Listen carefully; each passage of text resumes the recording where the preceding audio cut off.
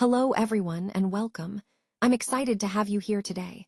We're about to dive into Module 1, Introduction to Credit and Financial Literacy. This presentation is part of the Certificate in Credit Repair program.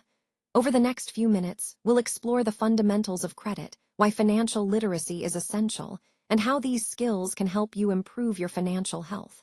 So let's get started. Now, let's take a closer look at the economic tool we're discussing today. It's essential for managing our resources effectively and achieving long-term stability. Think of it as a way to keep our economy balanced and functioning smoothly over time. This tool has a modern impact that touches many parts of our daily lives. It influences housing prices, shapes the availability of jobs, and even affects the premiums we pay for insurance. So, understanding how it works can really help us make smarter financial decisions. At its core, this tool involves acquiring goods or services now with the promise to pay for them in the future. That's what we call credit. It's a way to access what we need today while planning to settle the cost later. Understanding the role of credit is crucial because it underpins many economic activities. It allows individuals and businesses to grow, invest, and manage cash flow. But with it comes responsibility. So knowing how it functions helps us use it wisely as part of our overall financial strategy. Let's talk about some key aspects of financial literacy that can really make a difference in your financial journey. First, goal achievement is all about setting clear milestones and consistently working towards them. This helps you stay focused and motivated to build long-term wealth and ensure your financial security. Next, emergency savings are crucial. Having a financial buffer for unexpected events like job loss or medical emergencies can give you peace of mind and prevent setbacks. Then we have debt management. Learning strategies to reduce debt and avoid getting caught in high-interest cycles is essential for financial health. It's about making smart decisions so that debt doesn't become a barrier to your goals. Finally, wise decisions involve managing and growing your financial resources effectively. This means being intentional with your money, investing wisely, and making choices that support your future stability. All these points tie back to our bigger theme. Building financial literacy is about empowering yourself to make informed decisions that lead to lasting financial well-being. A credit report is essentially a detailed record of your borrowing history. It's what lenders look at to evaluate how reliable you are when it comes to repaying debts. One of the key factors they consider is your payment history, which accounts for about 35% of your overall credit score. This means that consistently paying your bills on time can have a big impact on your score. Your maximum credit score is 850, which represents the best possible score you can achieve. When lenders review your report, they look at your scores and reports collectively to get a clear picture of your financial habits. Understanding these elements is crucial because they influence your ability to qualify for loans and the interest rates you'll be offered. So, keeping a good payment history and monitoring your credit report are vital steps in maintaining a healthy financial profile. When it comes to credit status, one of the main issues is the lack of history. Without a track record, it becomes really difficult for lenders to predict how you'll repay your loans or credit obligations. This uncertainty can make it hard to get approved or may lead to higher interest rates. On the other hand, having no credit signals high risk from the lender's perspective. It often results in higher loan costs or even a complete denial of credit and housing opportunities. Essentially, if there's no credit history, lenders see it as a red flag because they don't have enough information to assess your trustworthiness. Now, if you have bad credit, that indicates a history that suggests you might not always meet your financial commitments. While it's a warning sign, it can also be a signal of trustworthiness if you've been working on improving your credit. Good credit, on the other hand, shows a reliable track record. This trustworthiness can lead to lower interest rates, which means significant long-term savings for you. So, in summary, your credit status directly impacts your financial opportunities, costs, and the terms you get. Building good credit can really pay off in the long run, and understanding these differences helps us see why managing our credit properly is so important.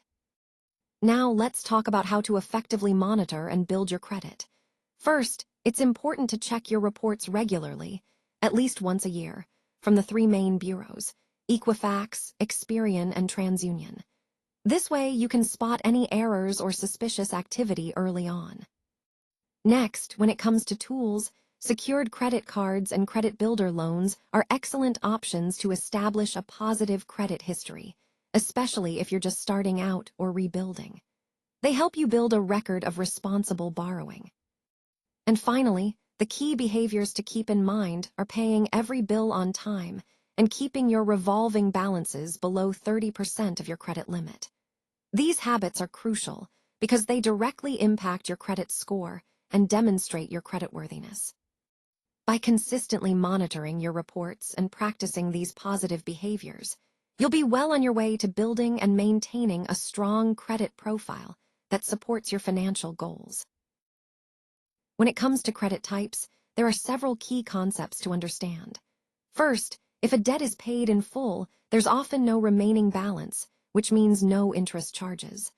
Full monthly payoff refers to paying off the entire balance each month, especially common with credit cards.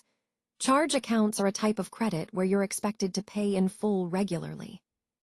Open credit, like credit cards or HELOCs, offers a revolving line of credit that you can borrow from repeatedly, as long as you stay within your limit. These often have a variable APR, meaning the interest rate can fluctuate based on market conditions. On the other hand, there are installment loans, such as auto loans, student loans, or mortgages. These usually have a fixed monthly payment and a fixed APR, which makes repayment predictable. The key difference is that installment loans are paid over a set period, while revolving credit offers more flexibility, allowing minimum payments that can vary each month. Interest calculations and repayment structures differ as well. Revolving credit accounts like credit cards, for example, accrue interest on any unpaid balance, and you can carry a balance forward or pay it off each month. Understanding these distinctions helps you manage your credit wisely and choose the right type of credit for your needs. All right, let's take a closer look at the key factors that influence your FICO score. First, we have new credit, which accounts for about 10%. This includes things like new credit accounts or recent inquiries, and it's important because opening too many new accounts in a short period can raise red flags. Next is credit mix, also about 10%, which reflects the variety of credit types you have, like credit cards, loans, or mortgages.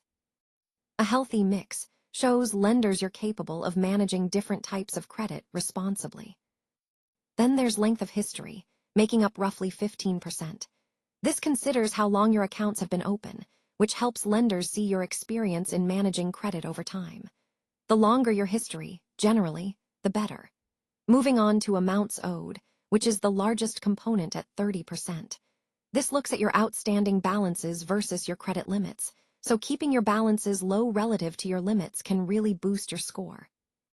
Finally, payment history, at about 35%, is the most significant factor. It reflects whether you've paid your bills on time, and consistent, timely payments are crucial for maintaining or improving your credit score. All these components together give a comprehensive picture of your creditworthiness. Understanding these can help you focus on the areas that will have the biggest positive impact on your score. Let's talk about some common credit myths and what the reality really is. First, it's true that certain actions can lower your score, such as reducing your available credit or closing unused credit cards. However, sometimes closing cards can actually help if it reduces the temptation to overspend or simplifies your credit profile. The key is to use credit wisely, maintaining a good mix and paying bills on time. Remember, lenders need to see a history of responsible credit use, so avoiding debt altogether is ideal, but also understanding that some credit activity is necessary. Checking your credit report is important, and you can do it freely. Just be aware of the difference between soft and hard inquiries. Soft inquiries, like checking your own score, are safe and don't impact your score, whereas hard inquiries from lenders can cause a slight dip. Overall, understanding these facts helps you make smarter decisions and dispels some of the myths around credit. Let's wrap up with Module 1 by highlighting a key takeaway. financial responsibility. This is really the foundation for long-term stability and wealth building. When we talk about financial responsibility, we're emphasizing the importance of managing our money wisely, making informed decisions, and staying disciplined. These habits set the stage for achieving our financial goals over time. Remember, building wealth isn't about quick wins, it's about consistent, responsible actions. As we've seen throughout this module, developing good financial habits helps us stay on track and creates a solid base for future growth. So, keep this principle in mind as we move forward. Being responsible with your finances is truly the first step toward lasting success.